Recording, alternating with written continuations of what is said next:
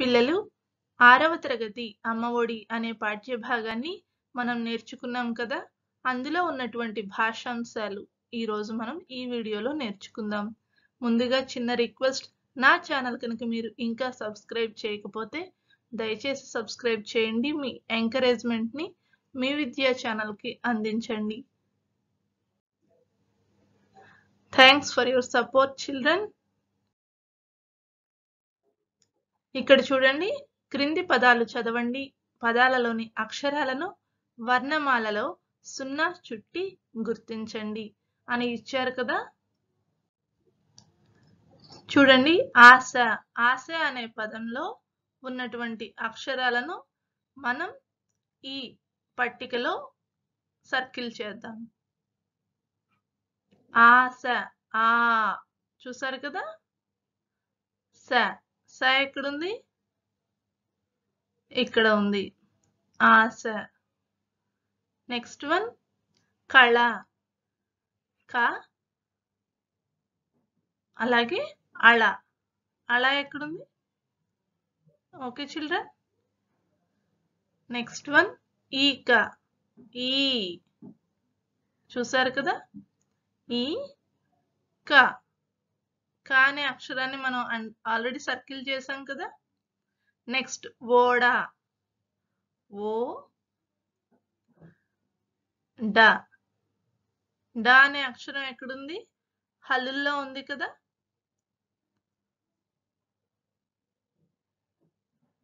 Okay. Uma. 5వ పదం ఉమా. ఊ. ఊ అచ్చుల్లో ఉంటుంది, మా హల్లుల్లో ఉంటుంది.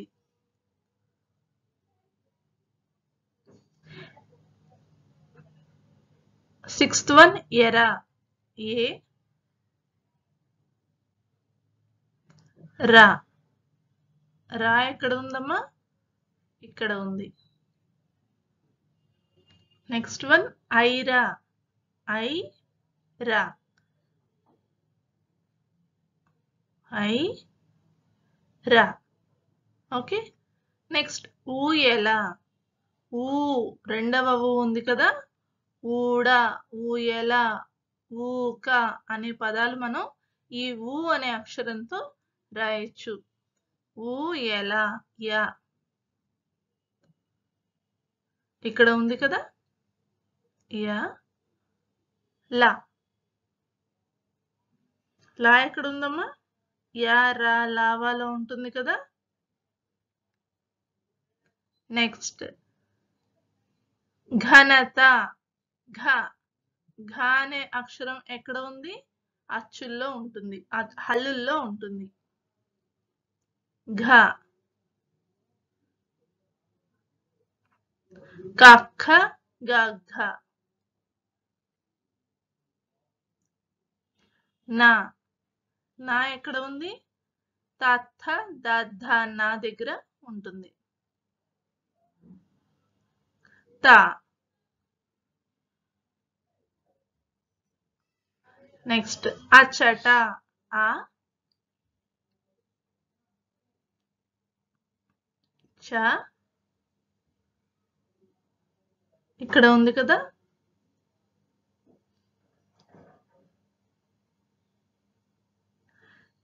చ, చ, ఛ అనే 3 అక్షరాలు ఇచ్చారు కదా. ఇప్పుడు మనం చ, ఛ అనే రెండే నేర్చుకుంటున్నాము. ఇది ఓల్డ్ ప్రొసీజర్. చ అనే అక్షరం ఉంది కదా, ఆ చ ట. ఇప్పుడు మనం చ, ఛ అనే 2 అక్షరాలనే నేర్చుకుంటున్నాం. సహజ. స, హ, జ. ఇక్కడ కూడా చూసారా, జ, జ, ఝ అనే 3 అక్షరాలు. ఇప్పుడు మనం జ, ఝ అనే 2 అక్షరాలే నేర్చుకుంటున్నాం. ఈ మధ్యలో ఉన్నటువంటి జ అని ప్రొనౌన్సియేషన్ మనం అలా పలకాలి. ఆ జ, జ, ఝ అనే మూడిట్లో జ, ఝ అనే 2 అక్షరాలని ఇప్పుడు మనం నేర్చుకుంటున్నాం. సహజ అయిపోయింది కదా. ఔషధం. ఔ. అచ్చుల్లో ఔ ఉంది కదా, ఔ ష సే ష స, ఇక్కడ ష. ఔషధం, ధ ఇక్కడ ఉంది కదా, దద్ధ.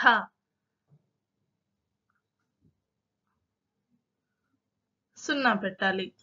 ధ పక్కన సున్నా పెడితే, ఈ సున్నా పెడితే ధం అవుతుంది. సో మనం ఈ సున్నాని కూడా సర్కిల్ చేద్దాం. ఓకే చిల్డ్రన్, ఇక్కడ ఉన్నటువంటి ఈ చిన్న చిన్న పదాలలో ఉన్న అక్షరాలను ఈ వర్ణమాలలో మనం గుర్తించి సర్కిల్ చేసామన్నమాట. ఇక్కడ సర్కిల్ చేయమన్నారు కదా, అది. నెక్స్ట్, క్రింది వానిలో సరైన అక్షరాలను ఖాళీలలో ఉంచి పదాలను రాయండి అని ఇచ్చారు కదా. ఈ రెడ్ కలర్ బాక్స్ లో ఉన్నటువంటి ఈ అక్షరాలను ఈ ఖాళీలలో సరిపడేటటువంటి అక్షరాన్ని పెట్టి మనం ఆ పదాన్ని పూరించాలి. ఫస్ట్ చూసారా, ఇక్కడ అండర్లైన్ ఖాళీ ఇచ్చారు, ల పం. ఇక్కడ ఏ పదం, ఏ అక్షరం పెడితే అదొక పదం తయారవుతుంది. ఇక్కడ చూడండి, అ బ స ఫ ఠ భ ధ ఖ థ ఢ అనే అక్షరాలు ఉన్నాయి కదా. ఇందులో ఏ అక్షరం ఈ బ్లాంక్ లో సరిపోతుంది? బా, బా అనే అక్షరం దీనికి సరిపోతుంది. అప్పుడు బలపం అనే పదం మనం రాసామన్నమాట. అలాగే నెక్స్ట్ చూడండి, కం. ఇందులో ఏ అక్షరం దీనికి సరిపోతుంది? ఠ, ఠ అనే అక్షరం మనం ఇక్కడ రాస్తే కంఠం అవుతుంది. నెక్స్ట్ వన్, అరక, ఆభరణం, పథకం, ఇంధనం, శతకం, సఫలం, శంఖం, ఢమరుకం. వింటున్నారు కదా పిల్లలు? మరొకసారి రిపీట్ చేయండి మీరు. ఈ పదాలు అలా మీకు ప్రింట్ అయిపోతాయి, మైండ్లో చక్కగా గుర్తుంటాయి. నెక్స్ట్ చూడండి, వర్ణమాలలోని అక్షరాలతో మరికొన్ని పదాలు రాయండి. ఉపాధ్యాయులు చెప్పిన పదాలను ఉక్తలేఖనం రాయండి. అంటే మీ టీచర్స్ చెప్పిన పదాలను డిక్టేషన్ లాగా రాయండి చూడకుండా అని చెప్తున్నారనమాట. మరికొన్ని పదాలు చూద్దాం. ఇక్కడ చూడండి, క్రింది పదాలు చదవండి, తేడాను గమనించండి. సున్నాను ఉపయోగించి మరికొన్ని పదాలు రాయండి, చదవండి, ఉక్తలేఖనం రాయండి అని ఇచ్చారు కదా. కళ, కలం, పడగ, పండగ. పిల్లలు ఇక్కడ డిఫరెన్స్, తేడాని గమనించండి. కళ అనే పదంలో కాకి లాకి మధ్యలో మనం సున్నాని కలిపితే కలం అనే వేరొక పదం తయారైంది.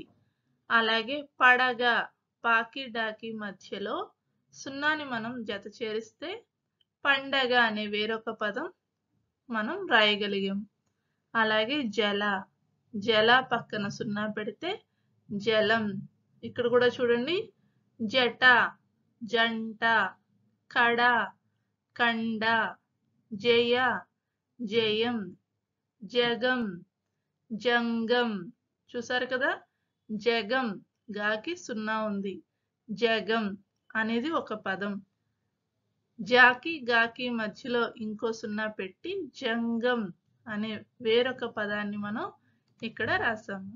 గడ, గండం, వందన, వందనం.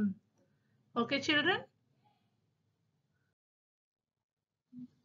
క్రింది అక్షరాలకు అవసరమైన చోట సున్నాను చేర్చి సరైన పదాలు రాయండి, చదవండి.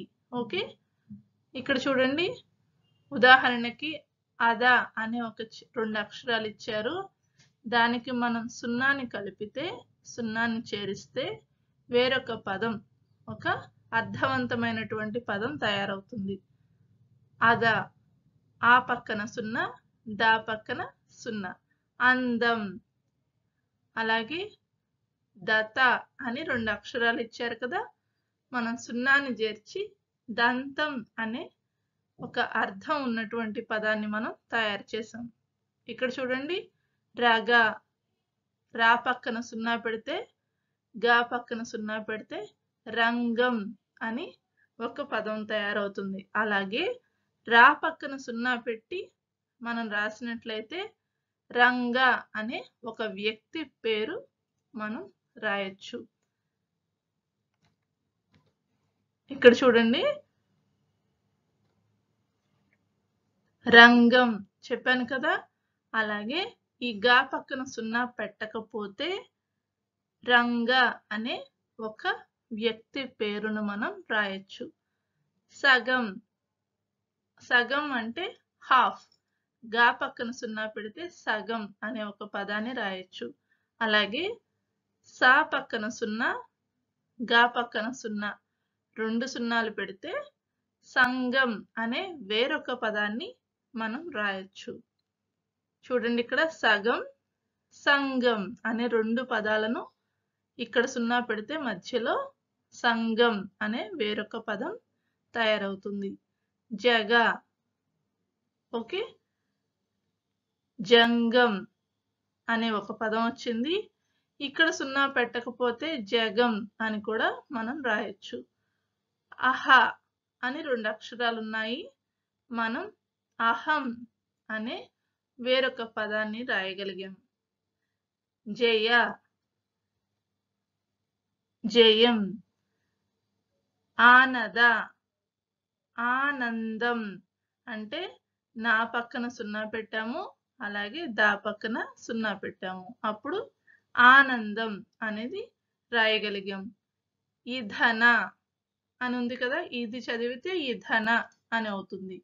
అదే ఈ పక్కన సున్నా పెడితే ఇంధనం అని మనం, ఈ పక్కన సున్నా, నా పక్కన సున్నా, ఈ 2 సున్నాలు కలిపితే ఇంధనం అనే పదం వస్తుంది. అగన, ఇక్కడ ఆ పక్కన సున్నా పెట్టారు కదా, అంగన అనే ఒక పదాన్ని మనం రాయగలిగాం. చదన అని ఇచ్చారు కదా, చా పక్కన సున్నా పెడితే చందనం అనే ఒక అర్థవంతమైనటువంటి పదాన్ని రాయగలిగాం. నెక్స్ట్ చూడండి, క్రింది అక్షరాలలో సున్నాను సరైన చోట ఉంచి పదాలు రాయండి, చదవండి అని ఇచ్చారు కదా. ఉదాహరణకి రా అని ఉంది ఇక్కడ, అంటే ఇక్కడ సున్నా సరైన స్థానంలో లేదన్నమాట. రా అంటే సరైన అర్థం రాలేదు కదా. అదే ఈ సున్నాని రా పక్కన పెట్టినట్లయితే వరం అనే సరైన పదం వస్తుంది. చూడండి, దడం ఇది సరైనది కాదు. ఈ సున్నా ఇక్కడ పెడితే దండం అనే వేరొక పదం వస్తుంది. చూడండి, రా పక్కన సున్నా, నా పక్కన ఏమీ లేదు. ఈ సున్నాని ఇటు మార్చినట్లయితే రణం. చూసారు కదా. నెక్స్ట్ జనం, జా పక్కన ఉన్న సున్నాని నా పక్కన పెడితే జనం అనే పదం వస్తుంది. నెక్స్ట్ గా పక్కన ఉన్నటువంటి సున్నాని నా పక్కకి చేరిస్తే గమనం అనే పదం వస్తుంది. ఇక్కడ చూడండి, ఈ సున్నా ఈ నా పక్కన కనుక రాస్తే పయనం అనే పదం వస్తుంది. మా డ ఇక్కడ సున్నా ఉంది కదా, అలాగే పం, ఈ ఇక్కడ ఉన్నటువంటి సున్నాని మనం మాకి డాకి మధ్యలో పెడితే మండపం అనే సరైన పదం వస్తుంది. ఓకే చిల్డ్రన్, మరొకసారి చెప్తున్నాను. దండం, రణం, జనం, గమనం, పయనం, మండపం.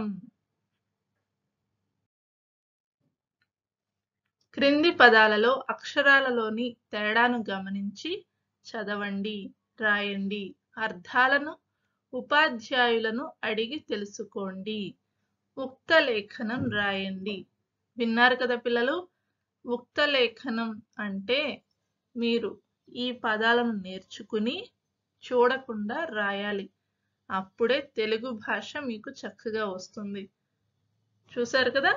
ఫస్ట్ పదం కరం. కరం, ఖరం. ఇక్కడ ఈ మొదట ఉన్నటువంటి అక్షరాలు మాత్రం మారాయి. అప్పుడు వేరే వేరే అర్థాలు కలిగినటువంటి పదాలన్నమాట ఇవి. ఇవేంటో మనం ఇప్పుడు చూద్దాం. ఇక్కడ నెక్స్ట్ చూడండి. చలం, ఛలం. అంటే ఇది మొదటి చ, ఇది రెండవ చ. ఈ 2 అక్షరాలు మాత్రం మారాయి. మిగతావి అలాగే ఉన్నాయి. ఇలా కొన్ని అక్షరాల తేడాతో వేరే వేరే అర్థాలు వచ్చేటటువంటి పదాలన్నమాట ఇవి. ఇప్పుడు అవేంటో చూద్దాము. కరం అంటే చేయి, హ్యాండ్. ఖరం గాడిద. ఓకే. చలం. చలం అంటే చలనం అని అర్థం. ఛలం అంటే సాకు, అంటే ఏదో ఒక రీజన్ అని అంటాం కదా మనం, అది. పతకం. పతకం అంటే తెలుసు కదా, ఏదైనా సాధించినప్పుడు మనకి అంటే మెడల్ అంటాం కదా, అదన్నమాట.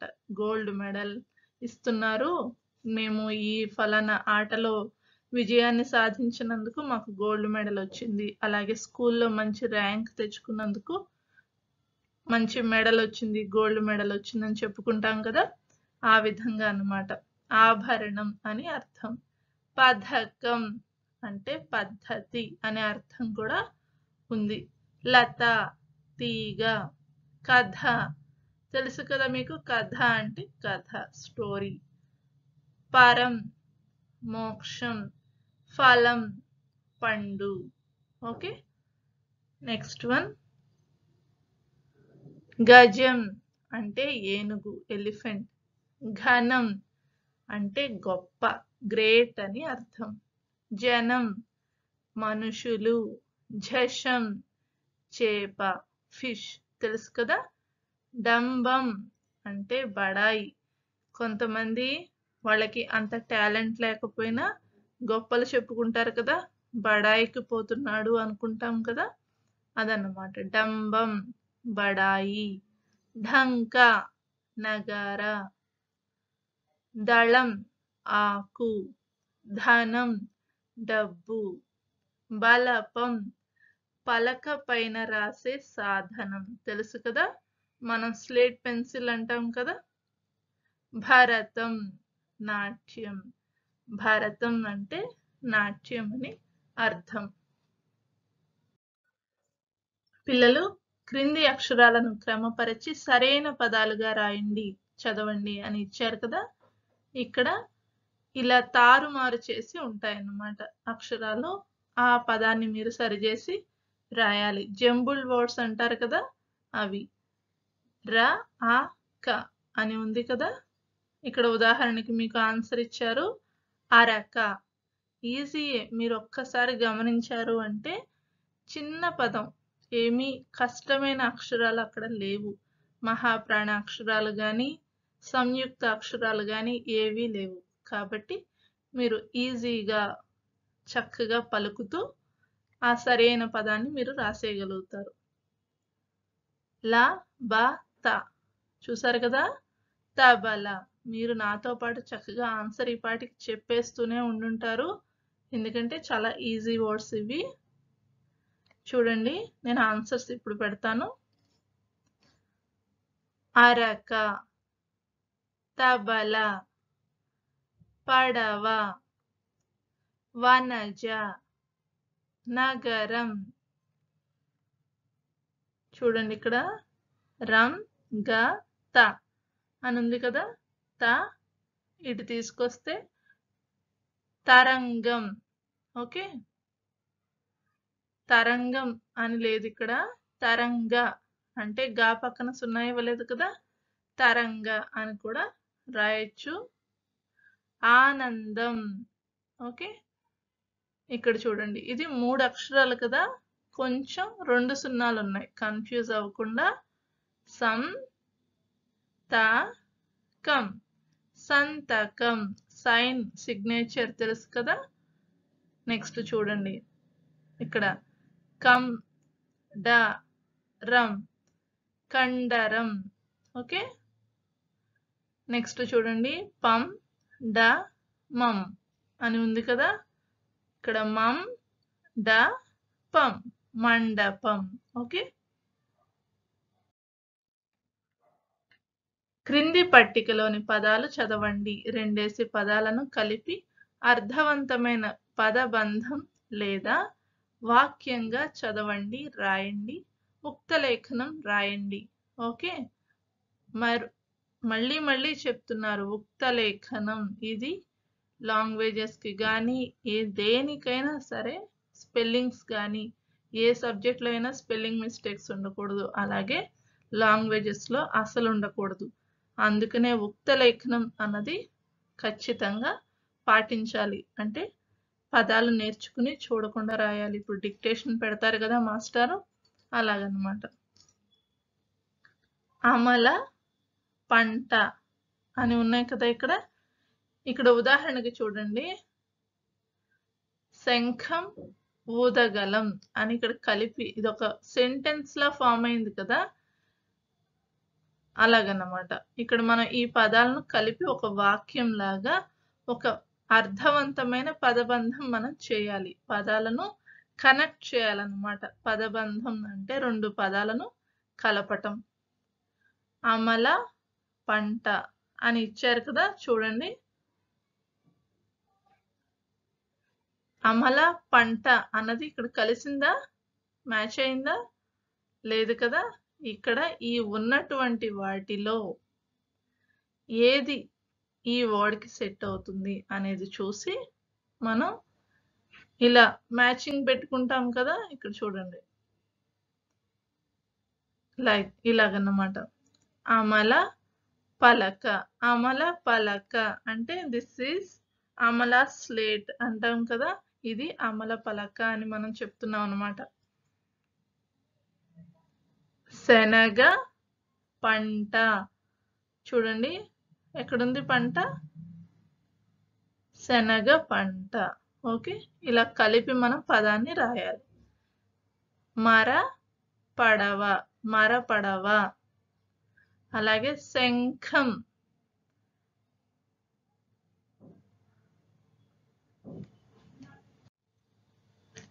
దానికి సరైన పదం ఏముంది ఇక్కడ ఉదాహరణకి ఇచ్చేసారు కదా ఇందాక, శంఖం ఊదగలం, శంఖం ఊదగలం అని ఉదాహరణకి ఇందాక ఇచ్చారు కదా, మనం చూసాం కదా. హంస, హంస నడక.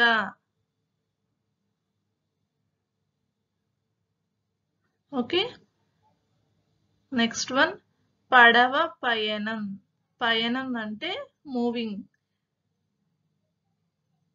పడవ పయనం, పడవ నడుస్తుంది అన్నమాట, పడవ వెళ్తోంది అని చెప్పటం. దశరథ, దశరథకి మనం ఇక్కడ ఏం పెట్టచ్చు, గంప మ్యాచ్ అవ్వదు, పడవ మ్యాచ్ అవ్వదు. వంశం, ఇప్పుడు వంశం అని దేనికి పెట్టచ్చు, ఇక్కడ ఘనత గల వంశం అంటే ఆ వంశానికి ఎంతో గొప్ప ఘనత ఉంది, చాలా గొప్పది అని మనం చెప్తున్నాం అన్నమాట. ఓకే, ఘనత గల వంశం. సో ఇప్పుడు దశరథ తనయ, ఎవరు దశరథ తనయ, రాముడు. దశరథ తనయ అంటే దశరథుని తనయుడు, తనయుడు అంటే పుత్రుడు. నెక్స్ట్ శనగల, ఇంకా మిగిలింది ఏమిటి ఇక్కడ, మర పడవ ఇందాక అయిపోయింది కదా, ఇంకా మిగిలింది గంప అంటే శనగల గంప అని అర్థం. ఇక్కడ ఇలా మ్యాచ్ చేసి నేనేదో ఇక్కడ పెన్తో ఇలాగ మీకు డ్రా చేసేసాను, కానీ మీరు చక్కగా చూసి మీ బుక్లో రాసుకోండి. టెక్స్ట్ బుక్లో రాయొచ్చు, అలాగే నోట్బుక్లో రాసుకోవచ్చు, రఫ్లో ప్రాక్టీస్ అవ్వచ్చు. ఓకే చిల్డ్రన్, నెక్స్ట్ మన టెక్స్ట్ బుక్లో లాస్ట్లో ఇది ఉంది కదా, నేను ఇవి చేయగలనా అని ఉంది కదా. వర్ణమాలను చదవగలను, రాయగలను. రాయగలరు కదా మీరు వర్ణమాల? చదవగలరు, రాయగలరు. అవును. సరళ పదాలు, వాక్యాలు చదవగలను, రాయగలను. సరళ పదాలంటే చాలా ఈజీగా, సరళంగా అంటే ఈజీగా మనం పలకచ్చు. అలాగే వాక్యాలను మనం చదవగలం, సరళ వాక్యాలు. కాబట్టి అవును అని పెట్టండి. అమ్మఒడి గేయం భావంతో, రాగంతో పాడగలను. మీరు పాడగలరు కదా అమ్మఒడి గేయాన్ని? ఒకసారి దీనికి ముందు వీడియో చూడండి. చక్కగా మీకు ఆ ట్యూన్‌లో పాడటం బావుంటుంది. చక్కగా నేర్చుకుని పాడండి. అమ్మ, నాన్న లేదా సంరక్షకుల సేవలను సొంత మాటల్లో చెప్పగలను. అంటే మిమ్మల్ని అమ్మ, నాన్న వాళ్ళు ఎంత చక్కగా చూసుకుంటూ ఉంటారు. వాళ్ళ గురించి మీ సొంత మాటల్లో మీరు చెప్పాలన్నమాట. మీకోసం ఎన్నో పనులు చేస్తూ, మీకు కావాల్సినవి అందిస్తూ ఉంటారు కదా అమ్మా, నాన్న. కాబట్టి వాళ్ళ గురించి ఎంత చెప్పినా తక్కువే. కాబట్టి మీ సొంత మాటల్లో చక్కగా చెప్పాలి. ఓకే? అవును అని పెట్టండి. ఓకే చిల్డ్రన్, ఇప్పుడు ఈ వీడియోలో మీరు ఈ నేర్చుకున్నటువంటి భాషాంశాలు మరొక్కసారి రిపీటెడ్‌గా 1 లేదా 2 సార్లు విన్నారంటే మీకు ఈజీగా వచ్చేస్తుంది. అలాగే నెక్స్ట్ లెసన్ నేను షేర్ చేస్తాను. తప్పకుండా ఫాలో అవ్వండి. ఒకవేళ కనుక మీరు సబ్స్క్రైబ్ చేసి ఉండకపోతే ఇప్పుడు సబ్స్క్రైబ్ చేసుకోండి. పక్కనే ఉన్న బెల్ బటన్ క్లిక్ చేసి నోటిఫికేషన్స్ రిసీవ్ చేసుకోండమ్మా. చక్కగా నేర్చుకుంటారని అనుకుంటున్నాను.